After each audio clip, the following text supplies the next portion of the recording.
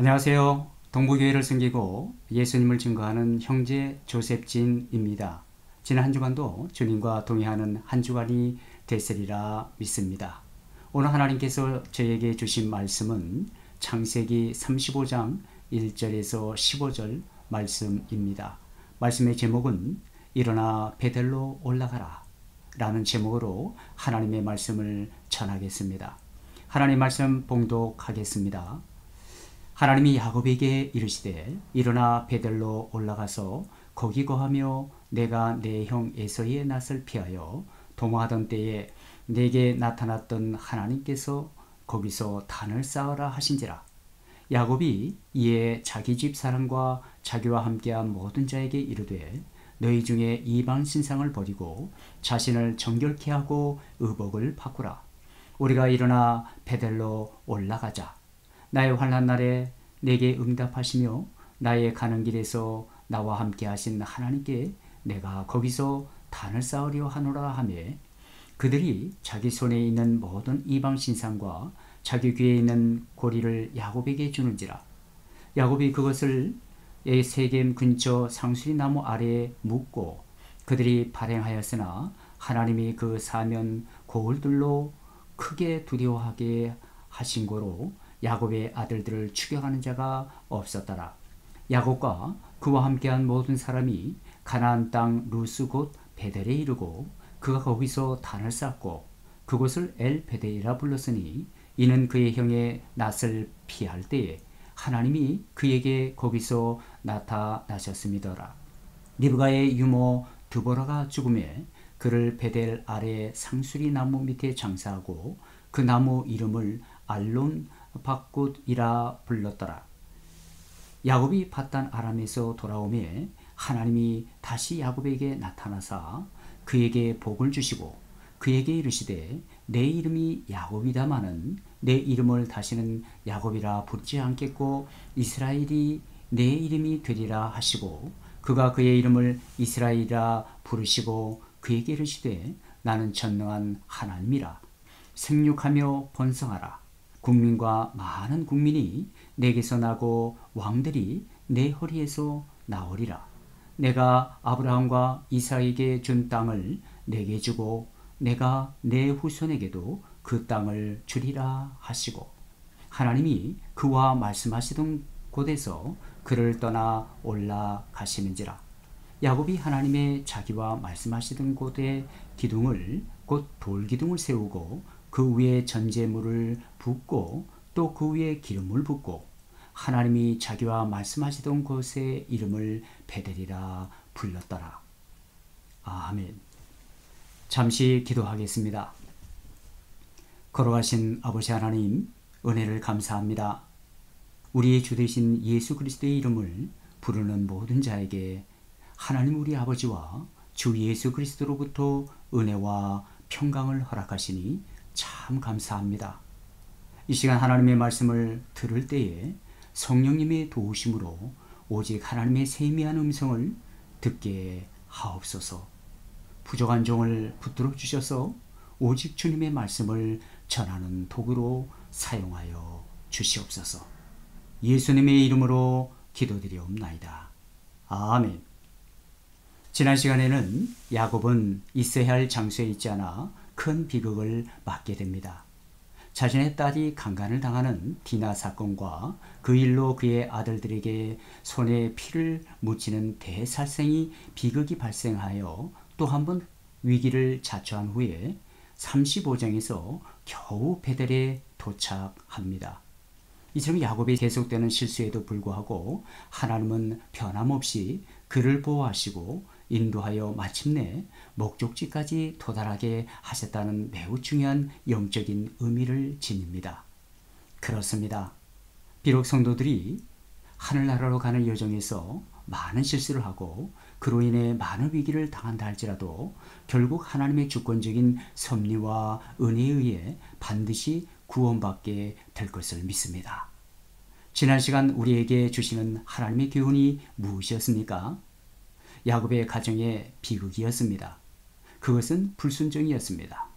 그가 하나님의 생각과 같은 생각을 하지 않았다는 사실에서 비롯합니다.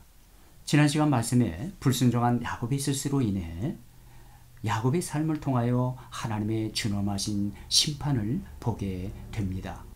여러분, 불순종은 비극을 가져다 준다는 것입니다. 하나님의 말씀은 이중성이 있습니다. 즉 순종하는 자에게는 축복의 근원이 되지만 불순종한 자에게는 비극의 올무가 되는 것입니다. 하나님께서 베풀어 주시는 은혜와 축복과 동시에 심판과 징벌로 우리는 하나님을 두려워할 줄 알아야 합니다. 우리는 지난 시간 하나님의 말씀하시면 무조건 순종하기를 결단하며 주신 말씀에 반응하여 행동하는 우리 모두가 되기를 결단하였습니다. 여러분, 말씀에 순종하기로 결단하며 행동하지 않으면 아무런 역사가 일어나지 않습니다. 아무런 신앙의 변화도 일어나지 않습니다. 하나님께서는 우리의 신앙이 성숙한 믿음의 분량에 이르기를 원하십니다. 우린 끊임없이 결단하며 행동해야 합니다. 우리 모두 나의 생각, 내 중심의 죄를 멀리하고 하나님의 말씀을 듣고 지켜 순종하여 하나님이 지시한 그곳에 머물러 하나님이 약속하신 은혜의 단상에서 영원히 주의 이름을 찬송하는 순종하는 자, 하나님이 찾으시는 참된 예배자가 다 되시기를 주님의 이름으로 간절히 바라는 바입니다. 지난 시간에 이어 오늘 말씀은 본장을 마지막으로 하여 27장에서 시작된 야곱의 주요 생애를 말씀합니다.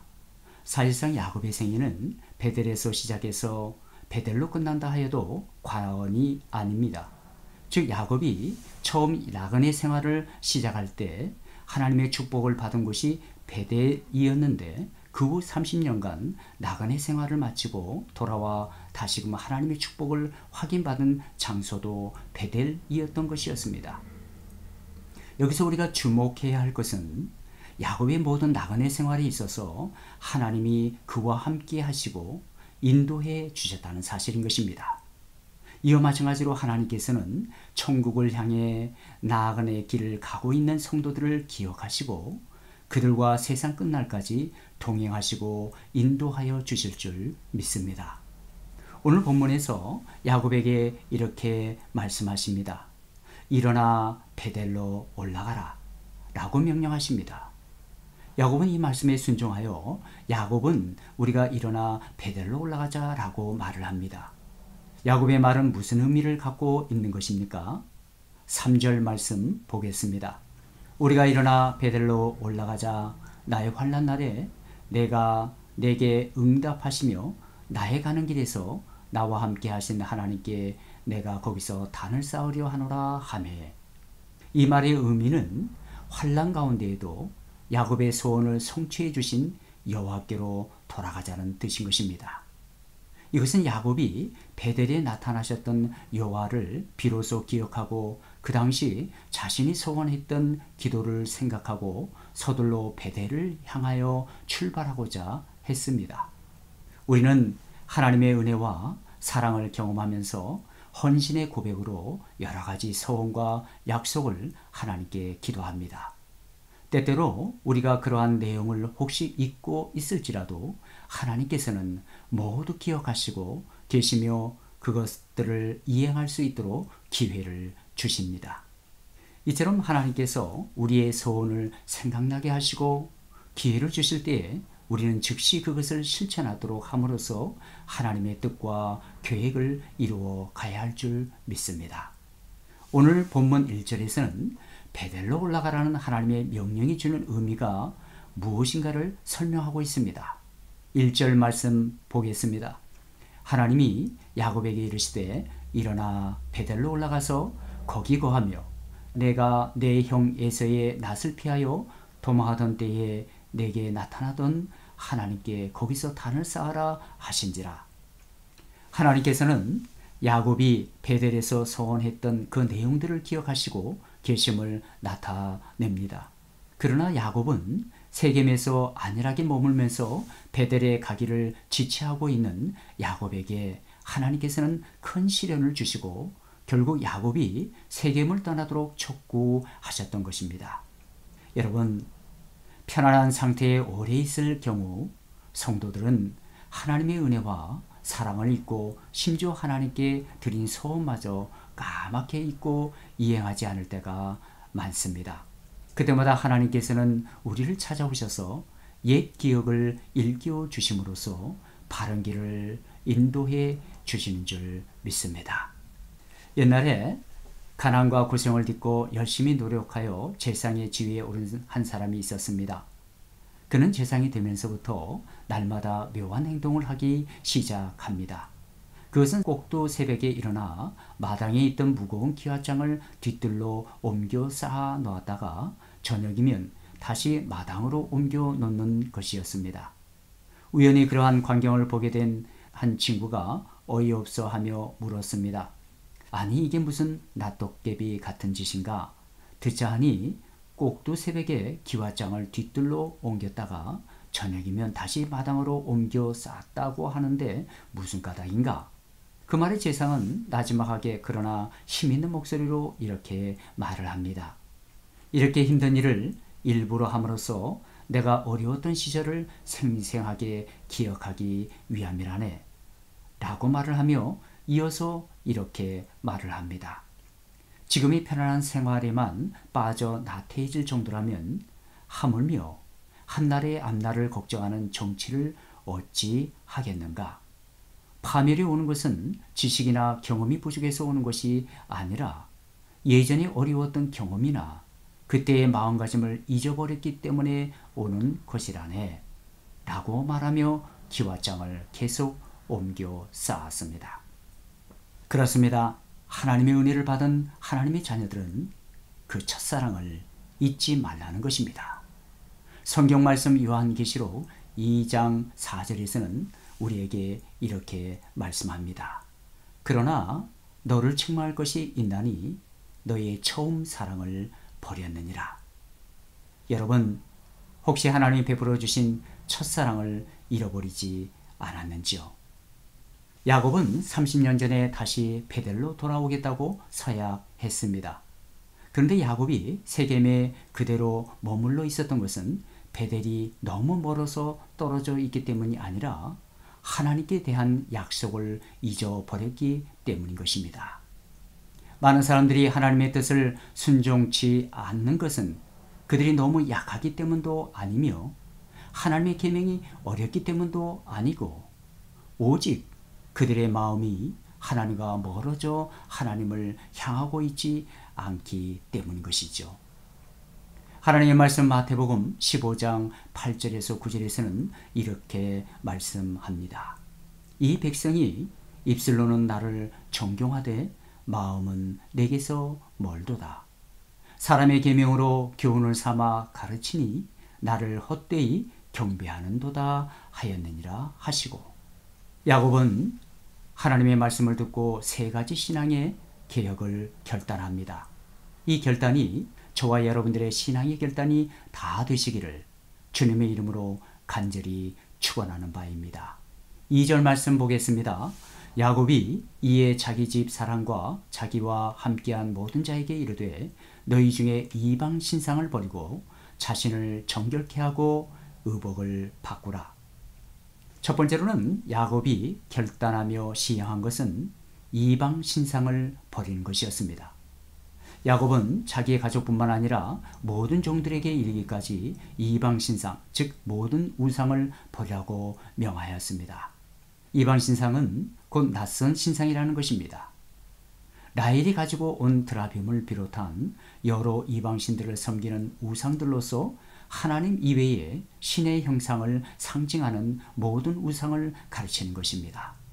하나님께 나아가는 자들은 하나님께 대적하는 모든 숭배의 대상들을 먼저 제거해야만 합니다.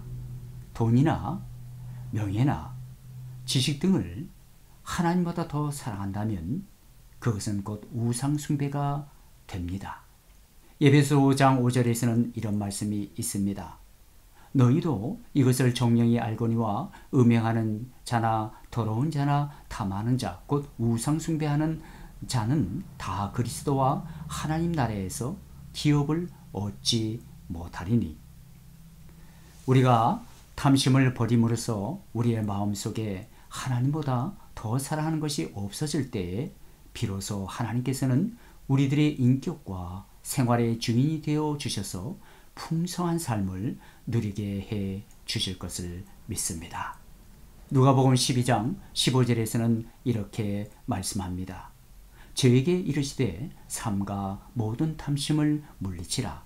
사람의 생명이 그 소유에 넉넉한 데 있지 아니하니라 하시고. 아멘.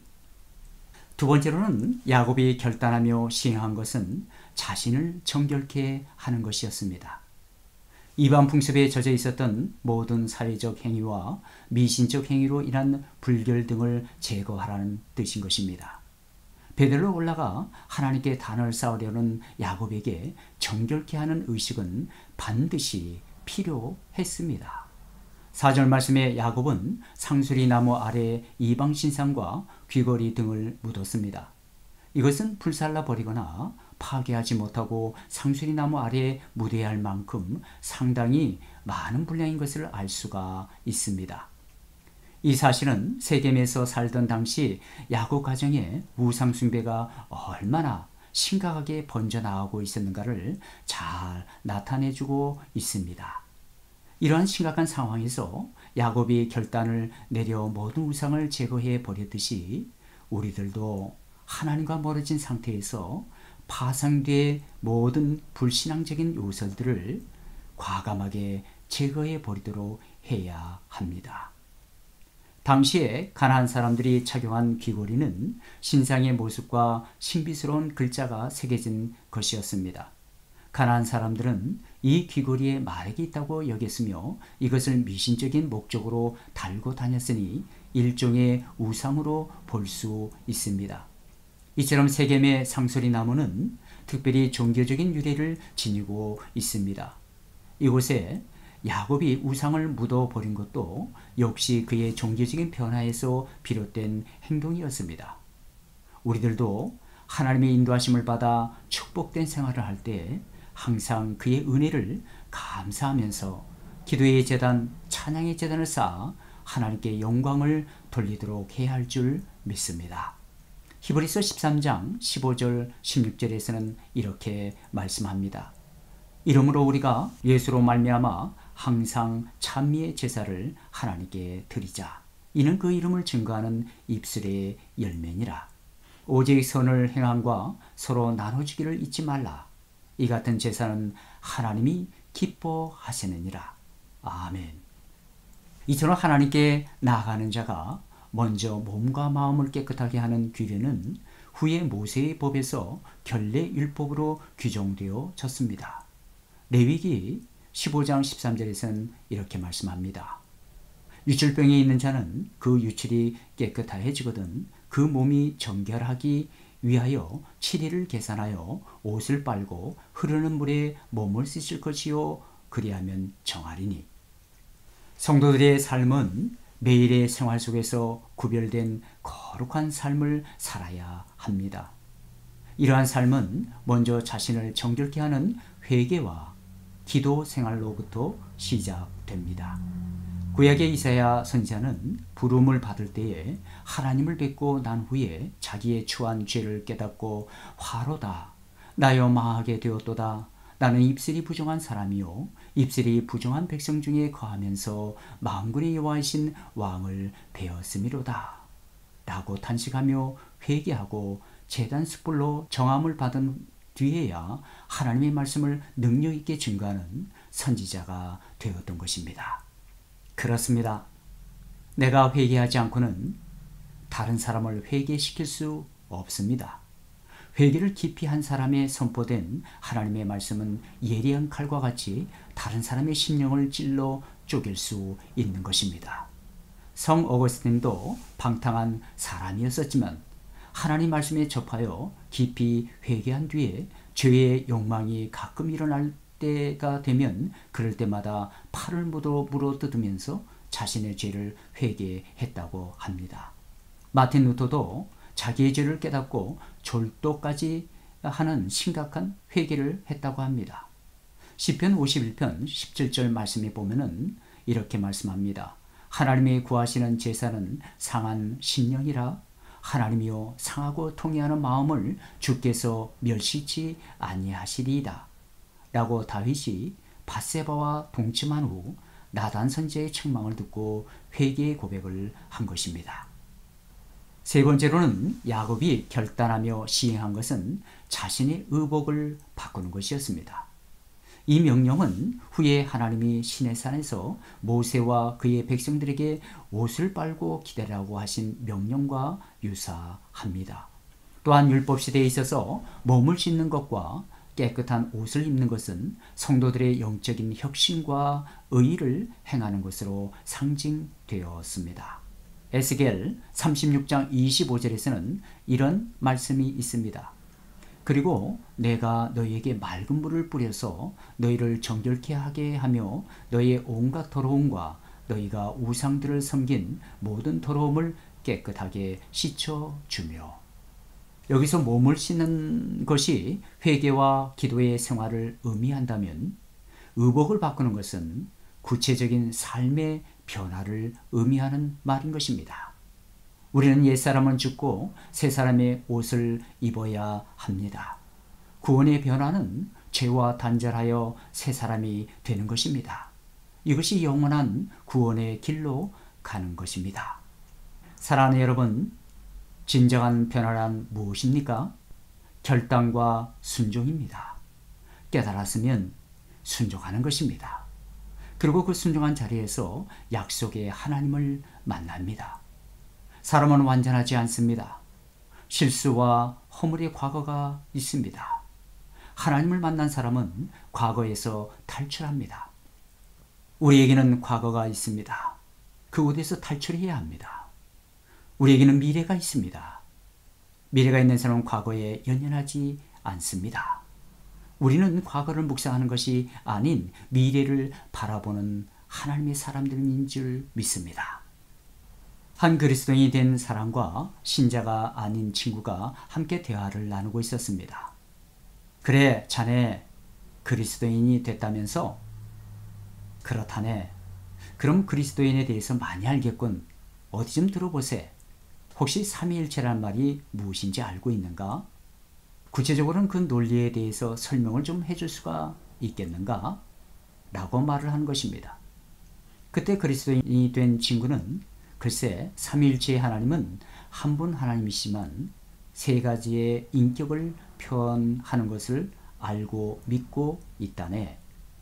구체적인 논리적인 것은 나도 잘 모른다네. 신자가 아닌 친구가 또다시 물어봅니다. 성경에 예수 그리스도는 설교를 몇 번이나 했지? 그때 신자인 친구는 이렇게 말을 합니다. 잘 모르겠는데. 그럼 수많은 사이비 종파들은 어떻게 된 것이지? 글쎄 나도 마음이 아프긴 하지만 잘 모르겠는걸. 아니 그리스도인이 되었다고 하면서 그리스도에 관해서 자네는 아는 것이 없지 않는가? 그때 그 친구는 이렇게 조용히 말을 합니다. 자네의 말이 맞아. 아닌가 아니라 나는 별로 아는 것이 없다네. 참 부끄러워. 하지만 이 사실 하나는 분명히 알고 있지. 3년 전 내가 그리스도인이 아니었을 때는 난 주정뱅이였고 빚도 많았고 날마다 혈기가 충만하여 그 미움과 분노를 참지 못해 가족과 이웃을 정말 힘들게 했었다네. 결국 가정은 산산조각이 되어 가고 있었고 저녁마다 처자식들은 내가 집에 오는 것을 무서워했었다네. 그러나 이젠 술도 끊고 빚도 갚았고 우리 가정은 참으로 화목해졌지. 저녁마다 아이들은 목이 빠져라 나를 기다리고 있게 되었거든. 이게 모두 그리스도께서 나에게 이루어주신 은혜이다네. 또한 나는 지독한 죄인이라는 것과 그럼에도 불구하고 하나님은 나를 이 세상에서 가장 사랑하신다는 것만은 분명히 알고 있다네 라고 고백을 하는 것입니다. 그렇습니다. 우리는 모든 합당치 못한 육신의 일을 벗어버린 후 주 예수 그리스도로 옷을 입고 우리의 모든 말과 행동과 생활을 통하여 예수님의 인격과 사랑의 변화된 모습을 나타낼 수 있도록 해야 할 줄 믿습니다. 예수님은 많은 실수를 한 제자들을 책망하거나 판단하거나 지적하지 않았습니다. 또한 가르치기만 하지 않았습니다. 그저 그의 삶에서 위로와 격려와 섬김의 본을 보여주셨을 뿐인 것입니다. 로마서 13장 12절에서 14절에서는 이렇게 말씀합니다. 밤이 깊고 낮이 가까웠으니 그러므로 우리가 어둠의 일을 벗고 빛의 갑옷을 입자. 낮에와 같이 단정히 행하고 방탕과 술 취하지 말며 음란과 호색하지 말며 쟁투와 시기하지 말고 오직 주 예수 그리스도로 옷 입고 정욕을 위하여 육신의 일을 도모하지 말라. 아멘. 그렇습니다. 야곱은 자신의 온 가정과 자기와 함께한 모든 자에게도 개혁을 촉구하였습니다. 야곱과 함께한 자들은 모든 종들과 포로 잡은 세겜 사람 등도 포함이 됩니다. 이것은 야곱의 개혁이 철두철미했음을 보여줍니다. 저는 저와 여러분들에게도 이러한 신앙의 개혁이 우리의 삶 가운데 변화가 일어나기를 예수님의 이름으로 간절히 축원하는 바입니다. 우리가 일어나 베델로 올라가자. 야곱은 베델에 도착하여 단을 쌓습니다. 그 의미가 무엇이었습니까? 7절 말씀 보겠습니다. 그가 거기서 단을 쌓고 그곳을 엘베델이라 불렀으니 이는 그의 형의 낯을 피할 때에 하나님이 그에게 거기서 나타나셨음이더라. 이는 약 30년 전 야곱이 여호와께 소원한 약속을 지킨 사건이란 점에서 매우 중요합니다. 야곱은 그때의 약속을 따라 지금까지 자기를 지켜주시고 인도하여 주신 여호와께 감사하는 마음으로 단을 쌓았을 것입니다. 우리들도 하나님의 인도하심을 받아 축복된 생활을 할 때에 항상 그 은혜를 감사하면서 기도의 제단, 찬양의 제단을 쌓아 하나님께 영광을 돌리도록 해야 할 줄 믿습니다. 야곱은 하나님께 소원한 대로 이곳 베델로 돌아와 엘베델이라 불렀습니다. 여러분, 엘베델이란 뜻이 무엇입니까? 이 말의 뜻은 베델의 하나님이라는 뜻인 것입니다. 그러나 베델 전체를 하나님의 성별된 장소로 부르는 것이 아니라 제단을 쌓은 곳을 엘베델이라 부른 것입니다. 즉 야곱은 그곳 베델이 하나님께 바쳐졌다는 의미에서 그렇게 불렀습니다. 야곱은 베델에 돌아온 후 여호와께 세 가지 축복을 받게 됩니다. 9절 12절 말씀 보겠습니다. 야곱이 밧단 아람에서 돌아오매 하나님이 다시 야곱에게 나타나사 그에게 복을 주시고 그에게 이르시되 내 이름이 야곱이다마는 내 이름을 다시는 야곱이라 부르지 않겠고 이스라엘이라 내 이름이 되리라 하시고 그가 그의 이름을 이스라엘이라 부르시고 그에게 이르시되 나는 전능한 하나님이니라. 생육하며 번성하라. 국민과 많은 국민이 내게서 나고 왕들이 내 허리에서 나오리라. 내가 아브라함과 이삭에게 준 땅을 내게 주고 내가 내 후손에게도 그 땅을 주리라 하시고. 첫 번째는 야곱이 이스라엘로 이름이 바뀌는 축복입니다. 야곱이 인생 가운데 가장 절망할 때에 하나님께서 찾아와 주셔서 위로와 소망을 주십니다. 그렇습니다. 인생의 가장 절망 가운데 있을 때에 하나님은 바로 그곳에 계십니다. 근데 왜 그런 하나님이 우리의 눈에 안 보이는 것입니까? 인생의 슬픔과 절망과 두려움이 내 마음 가운데 너무 크게 자리하고 있어서 나를 막고 있기 때문인 것입니다. 가장 큰 절망은 두려움과 염려와 불안인 것입니다. 그런 두려움과 불안 가운데 야곱은 하나님을 만납니다. 야곱은 하나님과 씨름합니다. 그리고 그 씨름에서 이깁니다. 여기서 이겼다는 뜻은 하나님께서 인정하셨다는 뜻인 것입니다. 저는 저와 여러분들이 하나님께 인정받는 우리 모두가 다 되시기를 바랍니다. 두 번째로는 생육하고 번성하는 선민의 축복을 받습니다. 저는 저와 여러분들의 삶 가운데 생육하고 번성하는 축복이 있기를 주님의 이름으로 축복합니다. 세 번째는 약속의 땅에 대한 언약 확인하는 축복인 것입니다. 하나님이 약속하시면 반드시 우리의 삶 가운데 이루어 주시는 줄 믿습니다. 이와 같이 여기서 주어진 하나님의 축복은 야곱의 생애를 결산하는 의미를 지닙니다. 야곱은 이러한 신적인 축복의 12아들에게 분비하며 계승합니다. 이렇게 계승된 축복은 야곱의 후손인 예수 그리스도에 의해 완전히 성취되어 그리스도를 믿는 믿음 안에 있는 성도들에게 적용되어지는 것입니다. 에베소서 1장 3절에서는 이렇게 말씀합니다.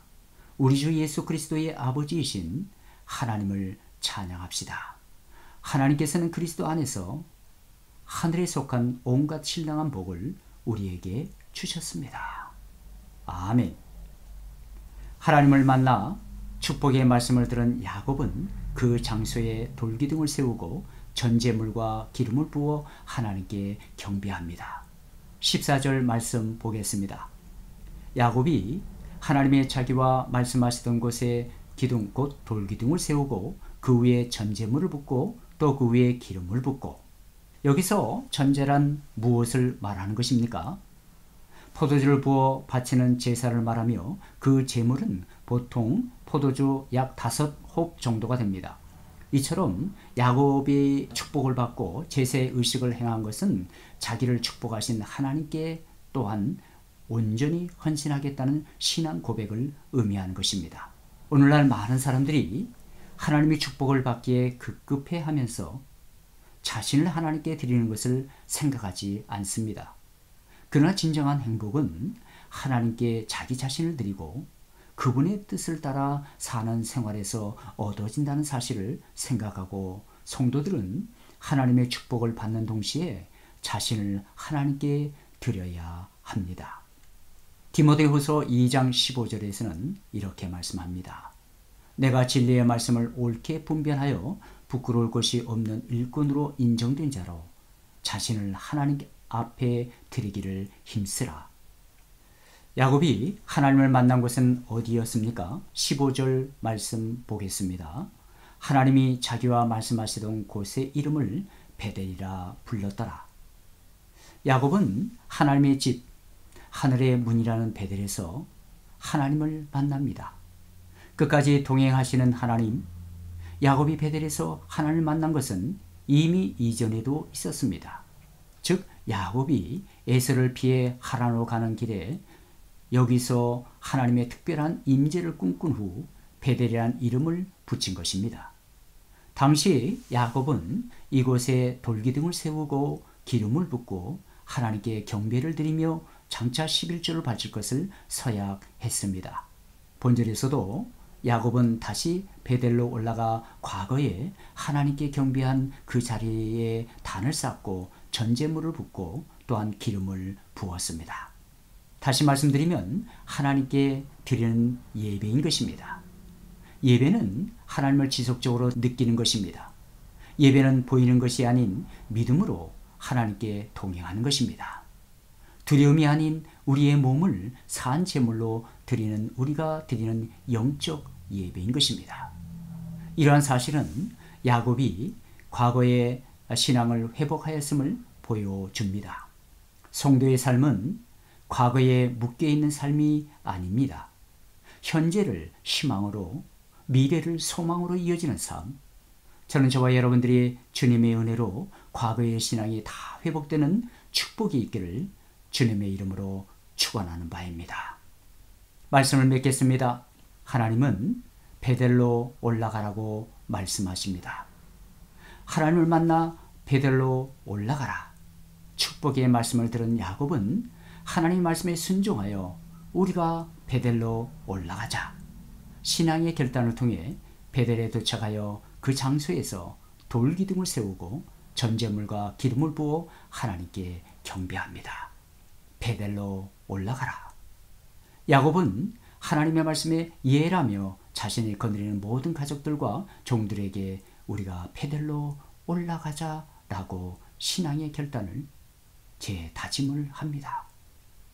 여러분, 신앙생활은 끊임없는 결단의 연속인 것입니다.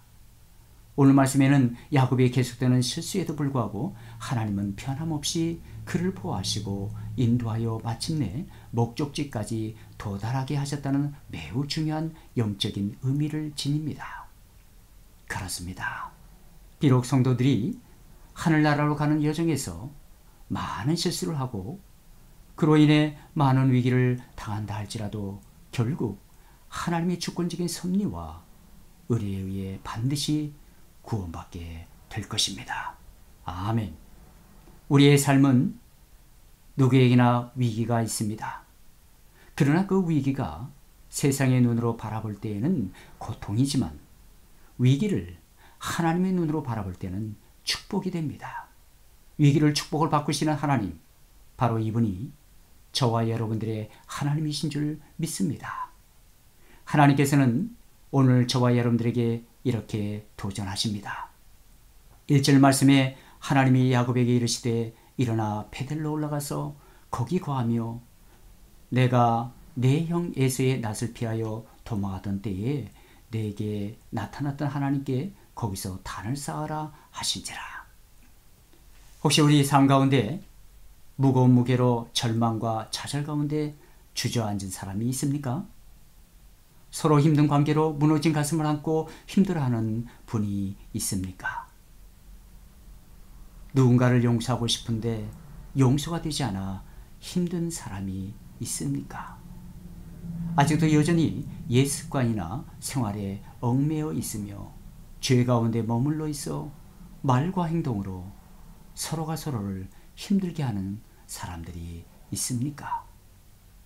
아직도 하나님께 방향을 잡지 못하고 세상의 욕심과 야망으로 헛된 것을 추구하며 살아가는 분들이 있습니까?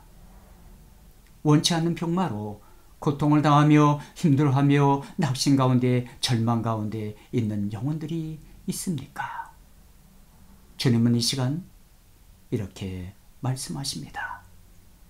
내 사랑하는 아들아, 내 사랑하는 딸아, 일어나 베델로 올라가라. 거기에 거하라. 우리는 이 말씀에 순종하여 일어나 베델로 올라가자. 우리가 거기에 거하자. 영원한 안식에 있는 하나님의 집으로, 영원한 소망인 하나님의 문으로 그곳에서 영원히 예배하며 주님을 찬송하자. 사랑하는 성도 여러분, 이 시간 주님의 음성을 듣고 결단의 삶으로 나아가는 우리 모두가 되시지 않겠습니까? 그리고 이렇게 고백하지 않겠습니까?